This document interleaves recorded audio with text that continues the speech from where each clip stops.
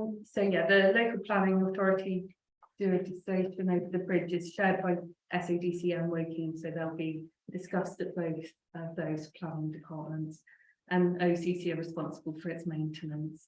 The bridge is Grade 1 listed. It's part of the special and historic character of the section of the River Thames, and it lies in 2 conservation areas.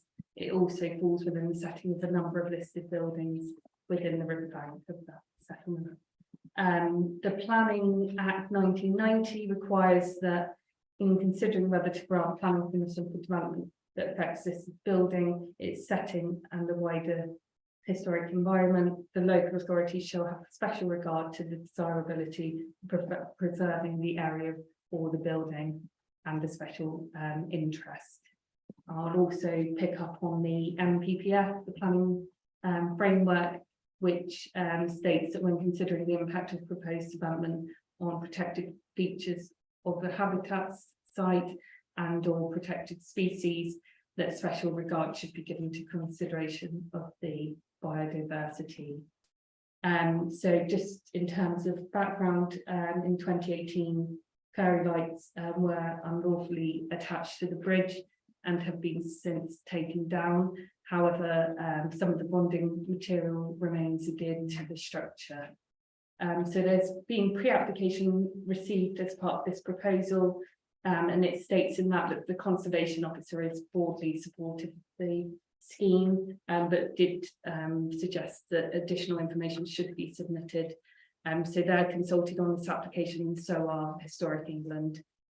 In terms of ecology, biodiversity and protected species, all species of bats in the UK are European protected species, and any impact on them is a planning consideration, and the authority are obliged by law to consider the impact of any approval on conservation of bats. The ecologists did raise some concerns over the illumination of the bridge and the potential adverse impact on the ecology and nocturnal species. They've since commented on the pre-application, and they required some additional information, including the sensitive lighting scheme. So it'd be down to them in terms of whether they would be satisfied with that. They had no concerns over highway safety or immunity in terms of neighbours. You can come back to me if you have any other comments. Fantastic. Okay, so we've heard from Julie, the plan officer. Do we have any proposals? I don't have a proposal, but I do want to speak, because then I'll hear you speak and it might change my mind again. I don't know. I have spent ages on the fence about this one. When the lights first got put on the bridge, I happened to be mayor at the time, and here we are again. But I was massively in support of enhancing our structure. I absolutely love the town hall with the very soft up lighting that we have. I think that at night time it is beautiful to stand at the bottom of Valley Square and look up at the building that I love is wonderful in an evening. So I do appreciate the effort that's gone into wanting to enhance one of our structures. The reason I've been on the fence is because there are certain elements of this that I am unsure about. The design is not to my personal taste. I don't like the fairy light look. I'd much prefer some uplighting, but art's subjective. So I was willing to possibly abstain and not really have an opinion either way. But after hearing the speakers this evening, I'm really concerned by some of the arguments that have been used for the project that actually for me are detrimental. So for this reason, I'm currently feeling to vote against this application, because somebody mentioned that they would like more light on the river, especially during the bleak winter months. Well, actually, no, give it a break. We have May to September is our social season. We have lots of stuff over the summer going on all over the river, up and down, with lots of lighting, lots of music, lots of noise. And actually, let's give it a chance to breathe, a chance to rest, a chance to not have light and noise pollution and be Instagrammable. I really don't like the idea of this somebody saying, oh, we'll encourage more boat users at night. I think that as well is just awful. We are a very busy stretch of river. Our fish and everything that lives in and around the river already has to contend with, which is fabulous, by the way, several regattas, several rowers that are practicing all the time to increase the traffic of boats at night, when actually it's just this one tiny section that's lit, because once they get up past the bridge and once they go down that way, it's completely black, as a river should be. There's no lighting along the towpath for this very reason. It's a natural environment as it should stay. Although I do understand that in town centres there is a clear light pollution already, that this would be a very minimal addition to. There was also a comment that this would benefit everybody, but I really fail to see how lights on a bridge benefit anybody. That didn't. To look at and smile, yes, I suppose I am benefited by smiling at something, but other than that, the lights don't benefit my life in any way, shape or form. It doesn't benefit my children's life, and it certainly doesn't benefit us as river users in the way that we choose to use the river. Also, it was said that the intention is for the group to go out and do some outreach work and some educating around the bridge and the history of the bridge. Actually, if you have a child or a family in Henley that attends a school in Henley between year 2 and 4, they will go to the River and Row Museum, and they will learn all of that already, because that's exactly, you know, what the River and Row Museum's for. They do the trips for the school every year. I know, because I've been a parent on 2 of those trips myself, and they do it very well, might I add. I also note that somebody mentioned in the same sentence as spending all this money on lights, they mentioned the cost of living crisis, which stressed me out as much as it made me cringe, really, because we have had a cost of living crisis, and it seems even in a town like Henley on Thames, where we punch well above our weight and have many projects, and we do spend a lot of money for the benefit of our residents and for our visitors, it seemed ludicrous to mention the cost of living crisis, and this is a way of cheering us out of it. So I came into this meeting completely on the fence, with the intention of abstaining, despite the fact that I don't particularly like this design, because I feel like it's a very split decision in this town, and I can't be fully decided myself. However, after hearing everybody speak tonight, I believe that I can't possibly support our climate emergency declaration, support Greener Henley, and all of the things that I care about, and still support this application. So my intention, unless there are some facts to change my mind, my intention is to now vote against this proposal. So is that a proposal? I'll wait to see what Ian says first, and then maybe second it. Well, you think I've got a proposal. Because he always does. I can either speak, or I can make a proposal and speak to that. How would you prefer to do it? Yeah, make a proposal and speak to the proposal. Okay, please. so I've like Councillor Hinton, I've listened to the arguments for the last month, and also what's been said today, and I have a number of concerns and questions about the application. And my proposal is that we recommend refusal on the grounds that the status of the bridge it's not been demonstrated that status has been preserved or enhanced in accordance with the 1990 Act, as Jodie read out, the officer read out. The lack of independent evidence regarding the impact of the development on nature, ecology and biodiversity. The lack of engineering evidence of protection of the physical structure of the bridge when the lights are attached into the water. This is the point I think that was raised earlier by the Henley Archaeology Society. The lack of detail on greenhouse gas emissions for manufacturing day-to-day running. I have other concerns about missing parts of the application. The lack of explanation on how the remaining adhesives are going to be removed, which is mentioned in the plan. The fact that we don't have permission from OCC, who are the owner of the bridge yet. The lack of highways response to the additional lights that will appear on the bridge.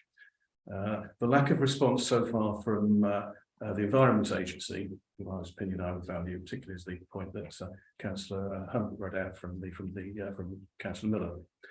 And the lack of response to informers in making our decision from Historic England, who are a statutory consultee.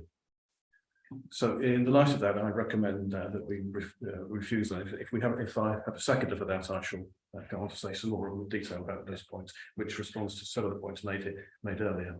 I do feel comfortable seconding that. Okay. Now I've heard it.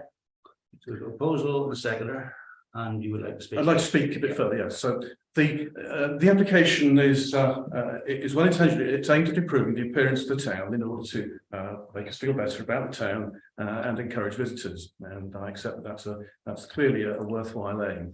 But as we've heard from public participation and the debate and the contributions that have been made to the district council's website in responses by local people, there are mixed views on it. It's important to remember the bridge is a grade 1 listed building, and there are only 2 in the town, and this is much the most prominent. It's an iconic part of the town, and it's used by many organisations who use its graceful splendour to inspire their logos, and the photos of the bridge in its current form adorn many of their websites. Planning regulations, the NPPF, the Planning Act 1980, the SODC local plan are clear that any application must preserve and enhance the asset and its surroundings.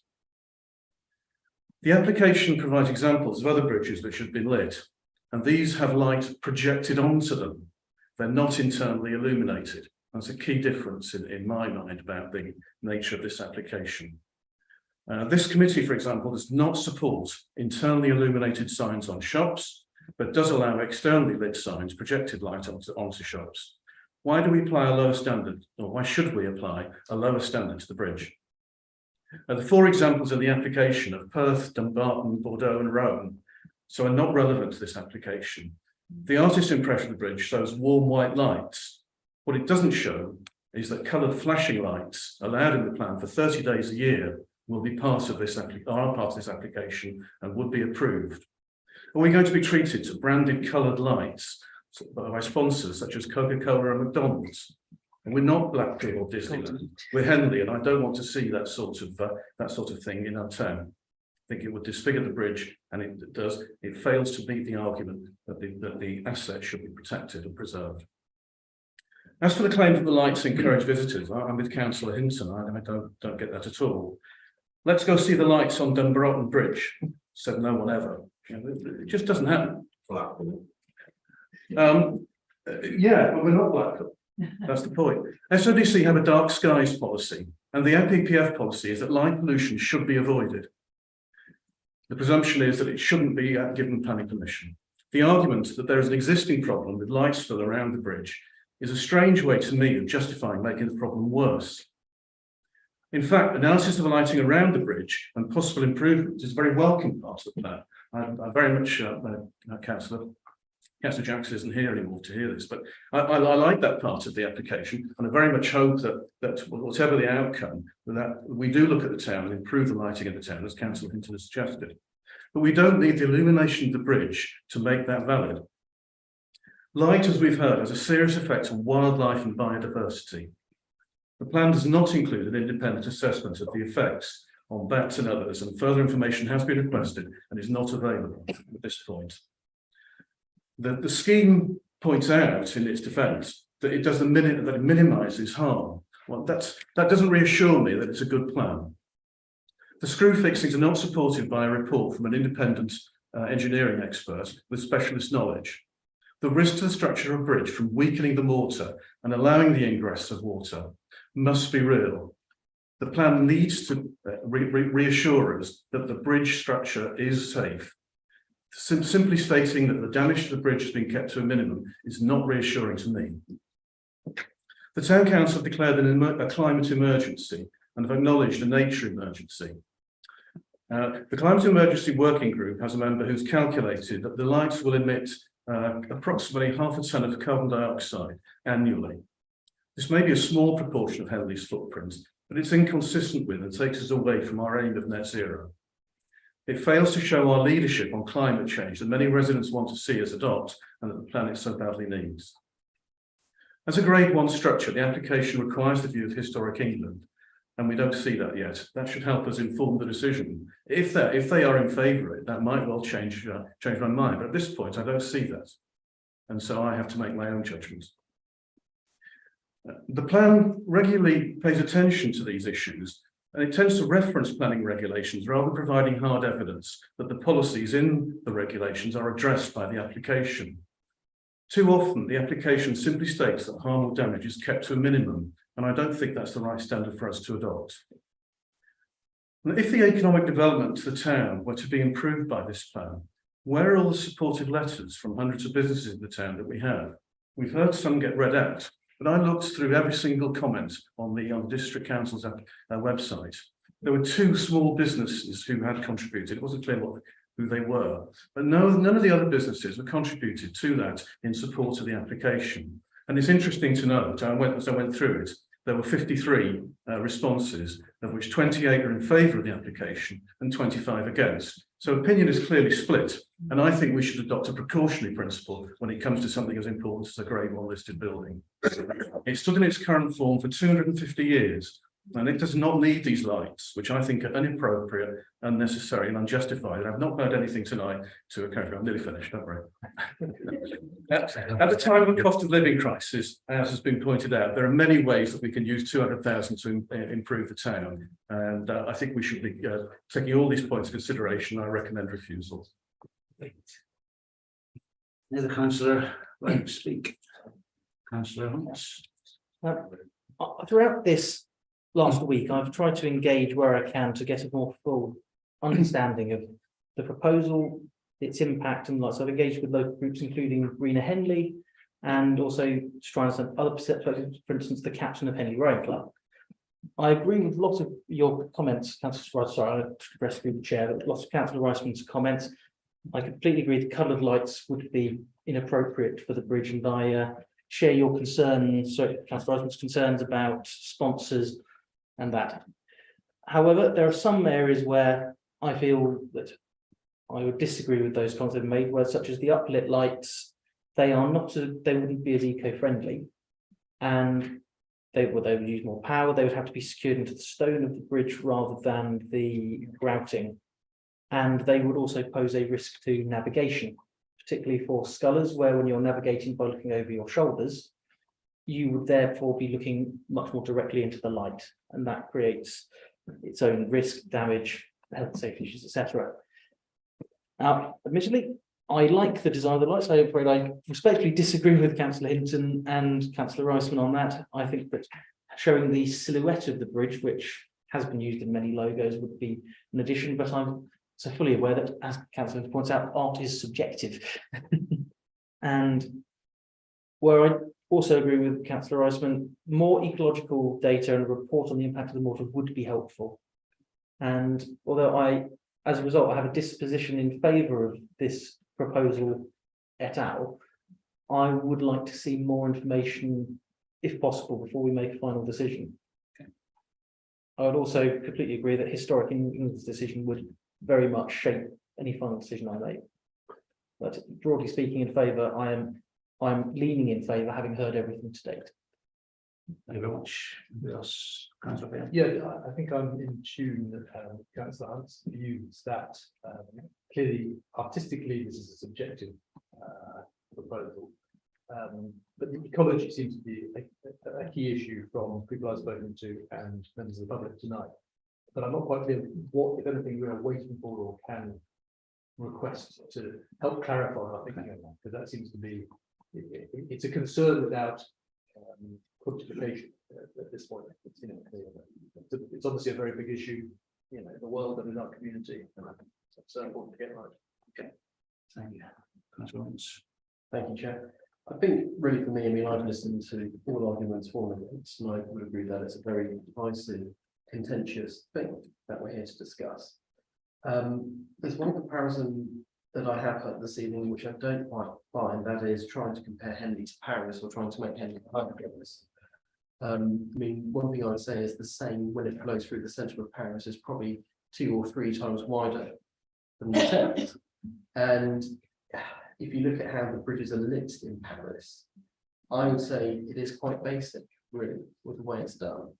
And it's a completely different dynamic. And I think if you think about Paris and the La Ville Lumière, as the French like to call it, and you go around all the bright light areas and things, it's Henley just is not that type of place. It never has been. And I echo Councillor Riceman's views on having multicoloured fairy lights. Well, we don't want to make Henley look like the Moulin Rouge, do we? So, I think I know where I stand on this. Okay, so we've got a proposal, we've got a seconder. Proposal is to refuse. On a number of grounds. So I the don't know if grounds, the officer council, I can read them out again. Yeah. If that helps, I'm happy to be Just corrected one at a on time. if the Yeah. planning reasons aren't as well worded as they could be, but the four main grounds are that the status of the Grade 1 listed bridge has not been demonstrated as being preserved or enhanced, Okay. and in fact that there's a lack of independent evidence on the impact of the development on nature, ecology and biodiversity. Okay. A lack of engineering evidence of protection of the physical structure of the bridge when the lights are attached to the mortar. And a lack of detail on greenhouse gas emissions for the manufacture and the day-to-day running of the lights and their impact. And I had another concern, serious concerns about missing information. Do you want me to read those out? Lack of information on removing the old adhesive from the previous plan, lack of permission from the county council, lack of highways response to additional light, and a lack of response from the Environment Agency and Historic England. I think if we're waiting for anything from the Environment Agency, we'll be here for a couple of years. Yeah. Well, I could have held up breath perhaps, but even so, if we're available, I'd like to see it. It helps to be informed. I like facts. The only one thing I will add to that, and it's not given opinions or anything else. From reading through all of it, the one thing that I saw nothing on was any views on how to mitigate the effect of the light. So I know we've done other things in the past where we said we're going to do this, we're in a climate emergency, we want to make sure that this project that we want to go ahead, the carbon offset, the ecology can be mitigated by doing something else. I would have liked to have seen something in there if we are serious about mitigating the effects of ecology, anything around there about doing additional planting, encouraging nighttime pollinators, anything like that. There was none of that in the application itself, and that to me was a serious lack. Other than that, we have a proposal with a seconder, and we've got the reasons on the rationale for the vote. And if you all those in favour of the proposal, those against. Yeah, the council vote. I would like to see more information on the impact on the ecology, whether or not the design could be better done to minimize impacts on ecology, and some proof that there is an attempt to mitigate the effects.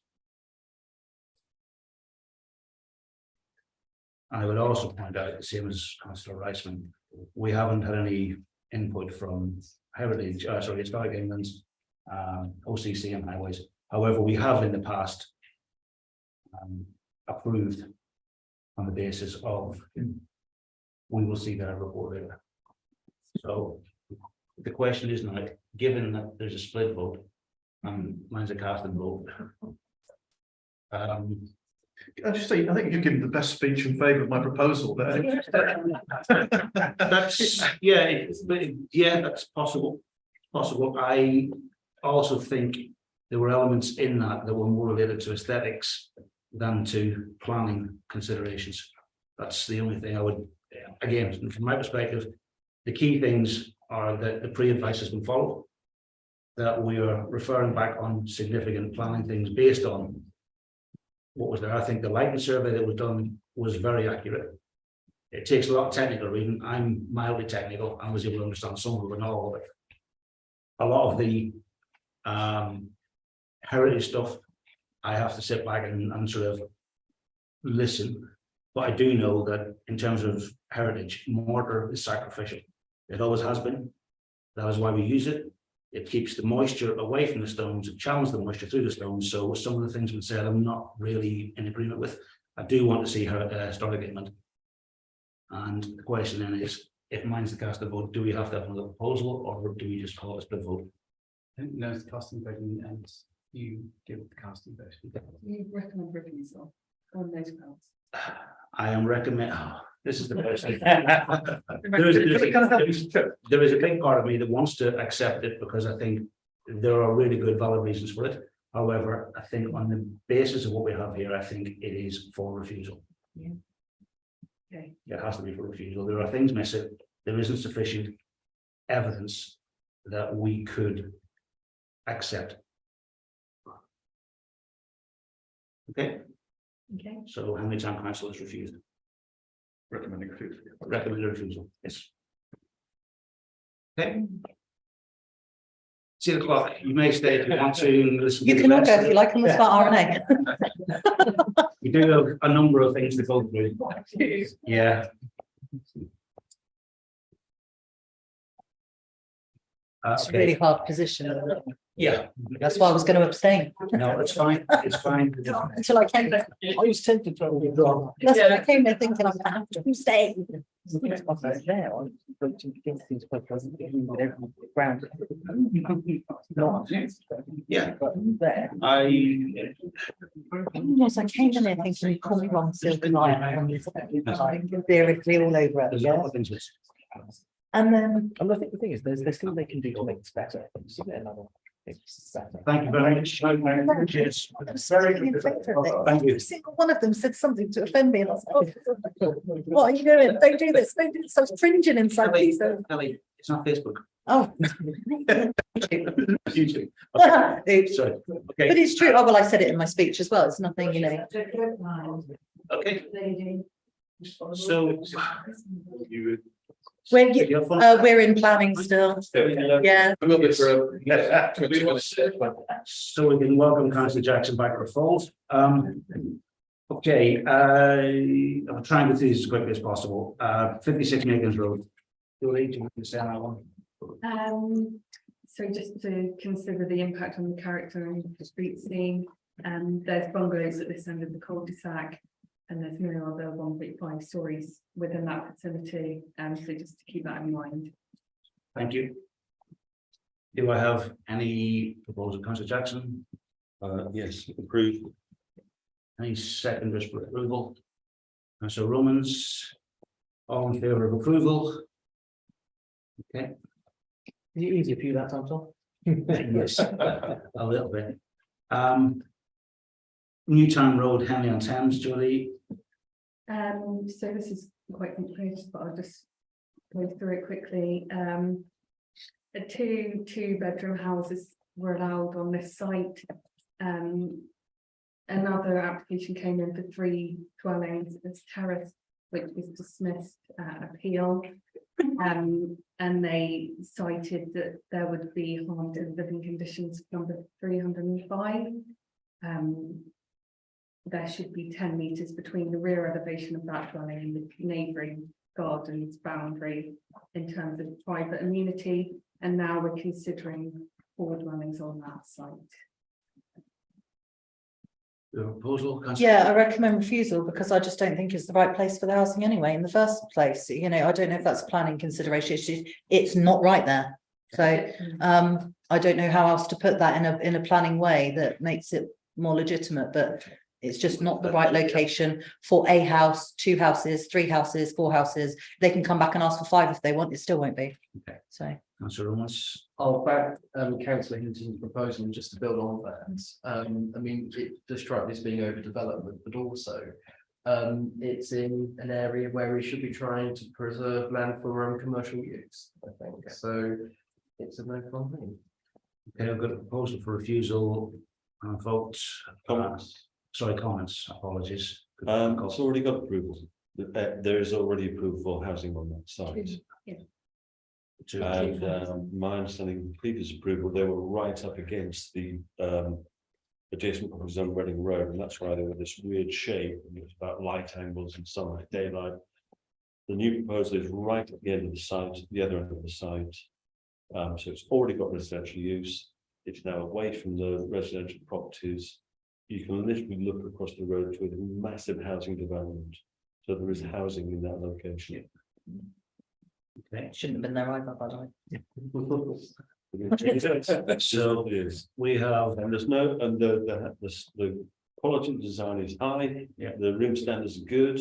In terms of overdevelopment, it's only the relationship between those houses and the Reading Road houses in this application is considerably so, further away. so the point being then that there was confirmation for housing in the first place. Yeah. The fact that it was turned down before was that it was too close, and now it's not too close. The design, There wasn't approval before, Yeah. but then there was a second application, it was the second application that was refused. Yeah, for 3, and now this is talking about 4, because it was refused because of that distance between the property and the neighbours, which I don't think is met in this application, but I haven't got together in but from what I worked out on the plans on my. Is there a different distances, whether it's rear to side, Yeah, rear to rear? yeah, front to rear, it front? might be that, but from what I could see, it didn't meet it, but I don't see why they would put an application if they didn't now meet that. okay, any other comments? The proposal to refuse and a seconder, all in favour? Okay, all against? Okay, carried. Niagara Road, 15 Niagara Road, replacement sash windows. Proposer, councillor Hinton, Approval. approval, seconder, councillor Romans, and we want to speak? I presume you don't want to discuss this, No, that's so that's fine. fine. All in favour of the proposal? Okay, nobody against.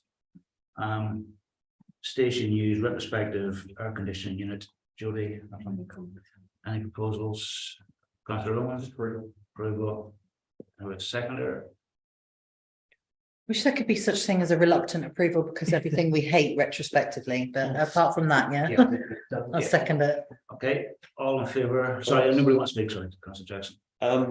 It's right next to residential. Has anybody done an acoustic report to show that it's acceptable for neighbours? And environmental health have no concern, so they would consider that. Okay, environmental health have considered it in the same way that they considered the flat next to the 3 towns. Okay. Yeah. Okay. Proposal and seconder, all in favour? Or against? Okay. Okay, that's carried. 12 St Andrews Road. Anybody, yeah, please, actually, because this one's quite a. Yeah, so the principle of this would be acceptable. They did receive pre-application, the planning officer was concerned and didn't support the first floor accommodation that was proposed. And also the roof pitch arrangement on the 2-story element. They have taken that into account in terms of redesigning the scheme for this application, and it looks that they've improved that roof pitch and fenestration. There's potential impact on trees, but the forestry officer has been consulted, but they haven't commented yet. Okay, do we have a proposal? Every drain. Can I just ask the question? Might I ask a question? We're talking about the same scheme. This is a flat roof scheme, the one I was looking at today. Demolition of Demolition of boundary wall and Yes, proposed into that. access from Singers Lane. Yeah, it's got pitch roof. Okay, Part of it's got single story. right. Okay. Councillor Hinton. So I have real concerns about creating more access onto Singers Lane. It's a lane that I'm very familiar with. It's one I walk up and down quite regularly. It's one I've had a number of calls for as well as councillor, actually, because of the weeds along there, because of the broken road, the potholes. If you actually go up and down Singers Road, which sometimes can be used as a bit of a cut through, which is weird because it's like a roller coaster if you get down at any speed. I'm worried about creating more access, which means more traffic from vehicles up and down that road, when already the state of the road and the amount of access that's been created from the infill of back gardens in St Andrews Road, which is, if you look at the makeup of Singers Lane, it's basically back garden houses of St Andrews Road. We're not seeing any responsibility from highways to make the road safe and make it easy, as accessible to be created more access. So I have a real concern about this, and I really don't feel that I can vote Okay. in favour of it. I also have a real issue that's not planning concern, that these don't actually count towards our housing allocation numbers, these infill houses, and that irritates me as well, but that's completely Okay. separate. You are correct. So that's the application. It's flat roof, so it's not flat roof. Sorry. Okay, so we now have an application for flat roof. There is 2 houses have already done this already, so is there precedent from a highways perspective? Really? They would look at that on it for merits. Okay. Did we have a proposal for that? There's no comment by the Highways Authority on this, and so we could recommend acceptance with the caveat that the Highways Authority look at the access and whether or not it is safe for pedestrians, and whether or not these concerns about the access is met. Okay, there are 2 houses on there already. Yeah, well, it's a numbers game, partly, isn't it? That the more cars there are, the greater the risk. I mean, there is danger of this is the thing about precedence. That's Jackson. Is this the last remaining potential development site in Singers Lane? That's what I thought. It was. It looks like it. If it's the last, then I would have thought, Yeah. okay, if there were 6, 7 other more, then probably not. That's a good point, isn't it? Yeah, Okay, so do we have a proposal? Approval? It's like there might be one potentially, but no one else will. There are a few spaces, but Yeah. there's not one thing like that. Yeah, for transport. Okay, we've got a proposal for approval. To the seconder. Councillor Romans. Anybody else want to speak on it? Vote. All in favour? 2, 4. All against? 1, 2. Councillor, you abstaining or you vote? I'd say I don't feel I have enough information on this to have an review. It's carried 4-2. Nice to have these. 62 Deanfield Road. This is a first floor side extension and extended boundary fence. Can I just comment on this? As I walked up and down Deanfield, handing out HRG flyers, and that house Good cause. look, pardon? Yes, and I got that one right. I like the house as it is. It is definitely different from everything around there. However, I do feel that a first floor side extension and extended boundary fence is against planning regulations, because they've got an extension. It was only put up there 5 years ago, and I don't think you can just then build and hold it. You have to extend it at the back, not at the side. So my understanding is that it's against planning. It's not about overdevelopment. It is that it is against planning regulations. Are you proposing rejection I from am the chair? proposing rejection from the chair. I'm happy to second that. Can I? Yes, please, because I don't think it would, you can put a planning application in for. you can put it out, yeah, side. yeah. So that would be one reason. Yeah, okay. I can suggest in terms of this design guide.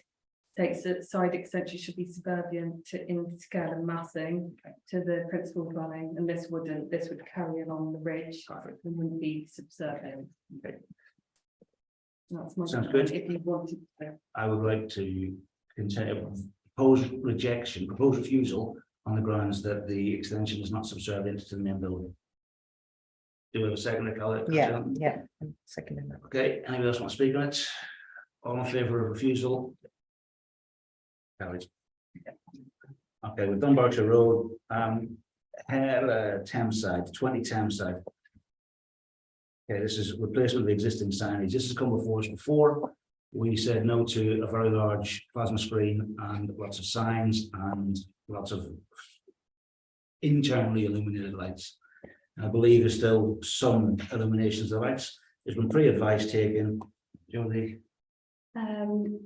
Yeah, so they've altered this new proposal from aluminium to repairing existing paper and replacing the projecting signs with hardwood. So it looks as if on 2 of the 3 reasons for refusal, the conservation officers have been in general. I think they've looked at seeking improvement on. Yeah. Okay. Anybody care to propose? Nobody will. I'll propose approval because so follow pre-advice. The way it's been done and has been done sympathetically, I think the it is roadside. It is not really visible from anywhere other than the river. Potentially the other side, and I think it's not overbearing. I think they've gone through, they've made the corrections we wanted to make, and I would propose approval from Chair. Do a seconder, Councillor Romans. Anybody else want to speak on it? All in favour? All against?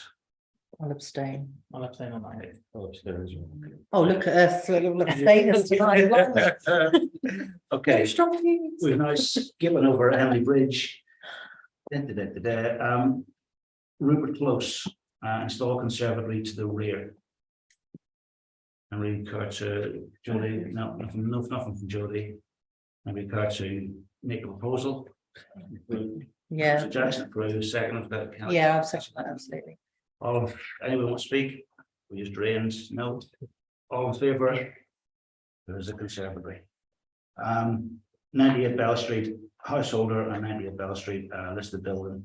Replacement roof to a single story rear extension to form a first floor roof terrace. Jodie? So pre-application was given, the proposal includes a balcony area to be added to the first floor level. There were concerns raised about overbearing and the impact on number 100 Bell Street. No objections have been received yet.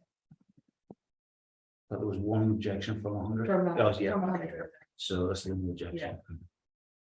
Okay, would somebody care to propose? Councillor Owens, no, Councillor Jackson has hand up first. Refuse. There's a seconder for refusal. Okay, Councillor Owens. Any care to speak on it?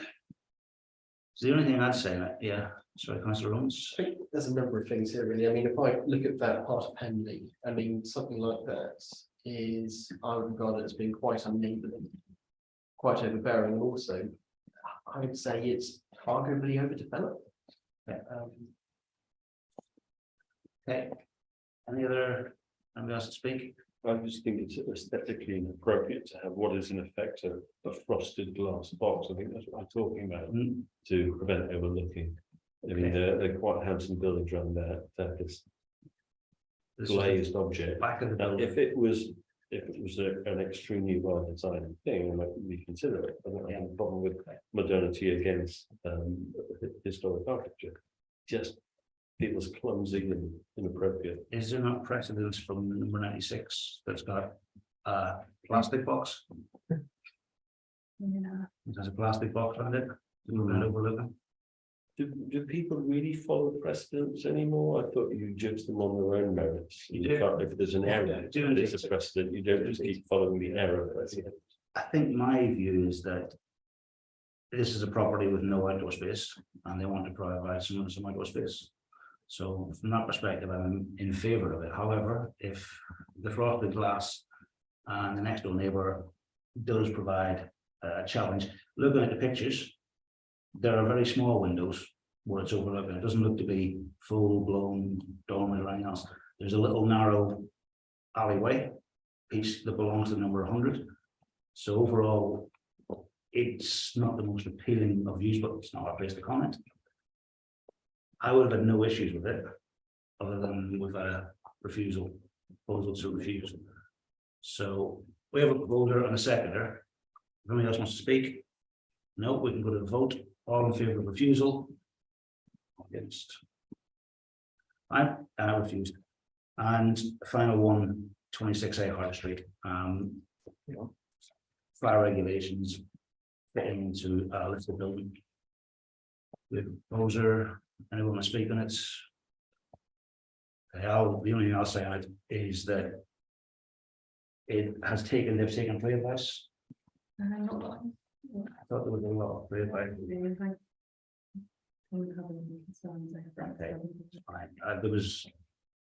There was definitely something because they had to go through and they were asked to, maybe it was the fire assessor. Okay, I'll propose acceptance from the chair. Second. Second, it's all in favour? Okay, accepted. And here we go.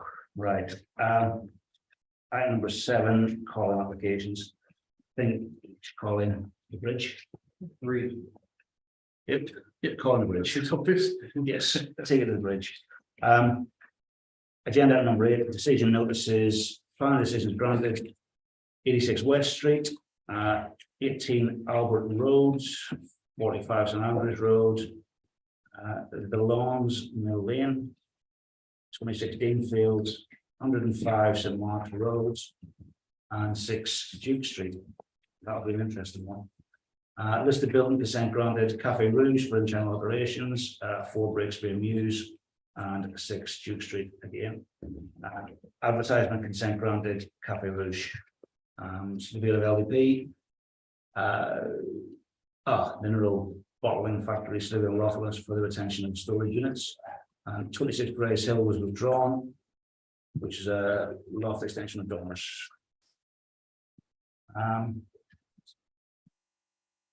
Draft planning budget. This is getting really interesting. Agenda item number 9, the draft planning budget. Consider the draft planning budget. Sharon, would you like to speak on this at all? It's pretty straightforward and short, so I don't really have much to add to it. Okay. I can't decide if you're sarcastic or not, so I'm not laughing. I don't know if you're serious. No. Okay, it is a very small piece. Budget and actual. I think we can safely pass it on to full council. Yeah. Okay. And just the thing to point out is, you might want to point out, is that the allocation to the climate emergency working group is the same. And I noticed that they have started spending more of their money in the last year or two. But I know that they have quite significant plans for spending the money, and so I think we should go back to them and check that that is rightful. Go back to. I saw it, so I have to. Okay. Okay. Right. Agenda number 10, former Whitehill premises, Reading Road, Shipley. And I believe Shipley wanted us to do some assistance there. Yes. Do you want to speak to this? Yeah, so they written a report and it's on page 21. Yeah. Summarize it really. So there's a current application for the discharge of conditions relating to the piling for the proposed development. The action group, Thames Farm Action Group, Shipley, have been putting very comprehensive proposals and objections, and they want to know whether we support their objections to this piling mainly. FODC are dealing with it at the moment. The Environment Agency and Thames Water are now happy with what's happening. So it's whether we need to contact SODC agreeing with concerns over possible threat to the drinking water from the piling. And Kath has put together, she's done the report. Yeah. And the recommendations that we consider whether we wish to respond to the concerns. Do we have time to respond to the concerns? Have we batted everyone over the limit? Is it? We've gone over the formal limit, but we did speak to the head of planning earlier, and she said if you do have concerns, then you're welcome to put them forward. They also, Thames Farm Action Group, were also concerned about how the Environment Agency have dealt with this in terms of their process. Yeah. And So asked for our support in that as well, but it's up to the committee whether we agree with that. Yeah, but I think on that, because we were told that actually the thing, this is more legal than anything else, they were just trying to push it through. There were other ways for us to then progress. Is that what they were saying today? Or not? Did I misunderstand? It's quite complicated. What do you think is the best thing to do?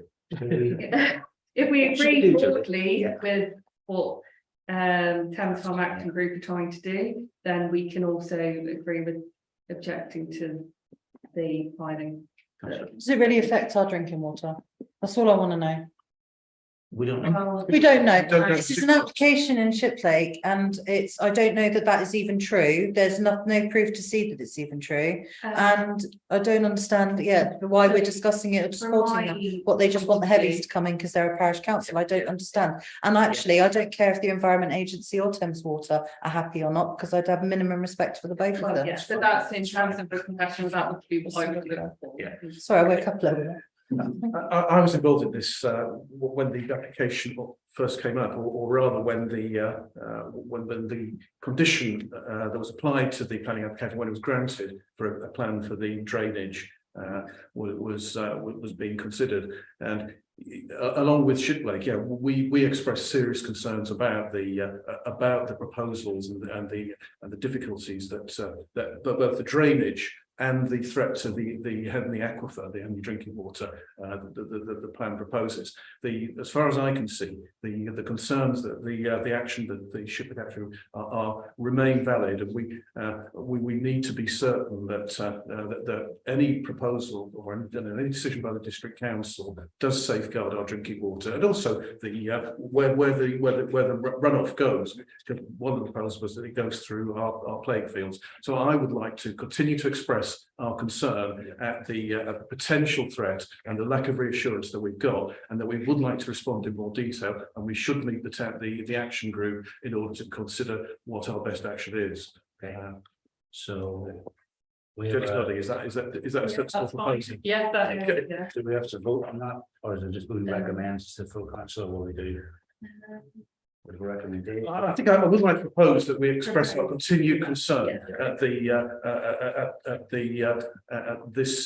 proposals made by Taylor Wimpey on the drainage and proposals and the possible effect on Henley's drinking water. Do you have a second there, Councillor?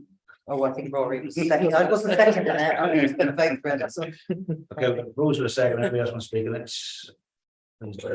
Thank you very much. And votes. All in favour, thank you. And the final one, progress report applications called in. Smith Centre, 99 Reading Road, at West Bank. I believe there's changes to that West Bank one, but Councillor Arnold's here, so we shall call it